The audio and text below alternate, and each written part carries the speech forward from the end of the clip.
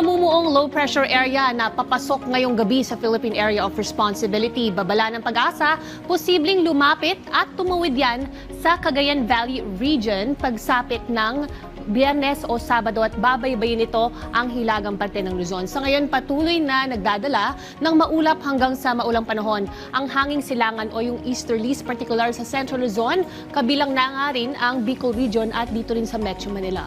Ang easterlies ay mga maalinsangang hangin mula sa Dagat Pasipiko. Ngayon, silipin natin ang Metro City's forecast sa mga susunod na araw hanggang Biyernes. Dito sa Metro Manila, mas magiging maulan pagsapit ng Huwebes hanggang Biyernes, habang dyan naman sa Metro Cebu at Metro Davao, makararanas lang tayo ng isolated rain showers o localized thunderstorms sa hapon o sa gabi. October na bukas, asahan ng mas maulang panahon sa mga susunod na linggo. Kung maalala natin, ay naglabas ang Pag-asa ng La Nina Alert for the month of October hanggang Pebrero. Ibig sabihin, mas dadalas pa ang weather systems na bit-bit ang mga pag-ulan tulad ng easterlies, severe thunderstorms, mga LPA at mga bagyo.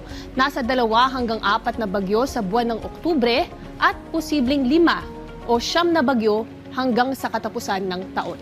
Ayon sa Pag-asa, sa susunod na 2 araw ay posibleng maging ganap na bagyo ang LPA na papasok nga sa loob ng anumang oras ngayong gabi at mangyari na tatawagin itong Bagyong Paulo. So stay safe at stay dry. Ako po si Ice Martinez. Laging tandaan, may tamang oras para sa bawat Pilipino. Panapanahon lang yan.